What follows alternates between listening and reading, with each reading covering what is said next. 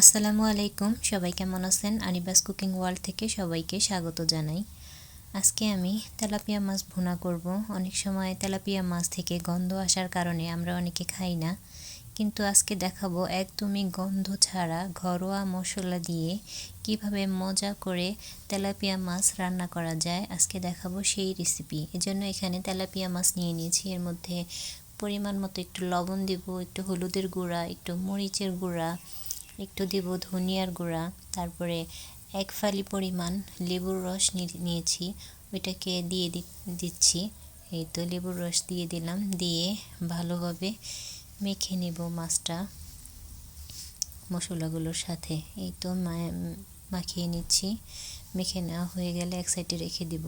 এখন একটা বাটির মধ্যে 1 চামচ হলুদের গুঁড়া, 1 চামচ মরিচের গুঁড়া দিব, 1/2 চামচ পরিমাণ ধনিয়ার গুঁড়া, তারপরে দিব 1/2 চামচ পরিমাণ জিরার গুঁড়া, দিব পরিমাণ মতো লবণ। এবার একটু পানি দিয়ে মশলাটাকে গুলিয়ে নিব। এই তো মশলাটা আলাদা একটা সাইডে রেখে দিব। এখন কড়াইতে তেল গরম হয়ে আসলে মাছগুলো দিয়ে মাছগুলো ভেজে নেব। মাছগুলো এরকম কড়া করে একটু ভাজতে হবে। ভাজা হয়ে গেলে উঠিয়ে নিব। এই তো মাছ উঠিয়ে নিলাম। এখন এই তেলের মধ্যেই পেঁয়াজ দিয়ে দিলাম। পেঁয়াজটা ভালোভাবে ভেজে নিব। এই তো ভাজা হয়ে গেছে।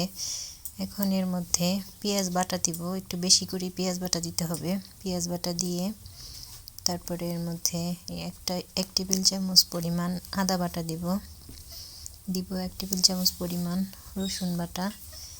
এখন যে মশলাটা গুলিয়ে রাখছিলাম ওই মশলাটা দিয়ে দিলাম। দিয়ে একটু বাটিটা ধুয়ে একটু পানি দিয়ে মশলাটাকে ভালোভাবে কষিয়ে নেব। যখন এরকম তেল উপরে ভেসে উঠবে তখন মশলাটা কষানো হয়ে গেছে, তখন মাছগুলো দিয়ে দিব। এই তো এক এক করে সবগুলো মাছ দিয়ে দিলাম। মাছগুলো দিয়ে ভালোভাবে মাছগুলোকে একটু নাড়াচাড়া করে একটু কষিয়ে নেব। এই তো কষানো হয়ে গেছে। এখন এর মধ্যে পরিমাণ মতো পানি দিব, দিয়ে ঢাকনা দিয়ে ঢেকে দিব। এই তো বলক চলে আসছে। এখন আর একটু ঝোলটাকে কমিয়ে এর মধ্যে জিরার গুঁড়া দিয়ে নামিয়ে নিব। এই তো হয়ে গেল মজাদার, খুবই মজাদার তেলাপিয়া মাছ ভুনা। যারা তেলাপিয়া মাছের গন্ধ আসে বলে খান না, বা তেলাপিয়া মাছ ভালো লাগে না দেখে খান না, এভাবে বাসায় বানিয়ে দেখতে পারেন, অনেক মজা হয়। এভাবে ট্রাই করতে পারেন আপনারা।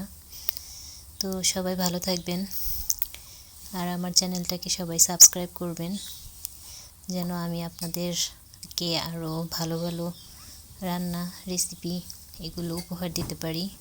সবাই পাশে থাকবেন। সকলের জন্য শুভকামনা। ভালো থাকবেন। আল্লাহ হাফেজ।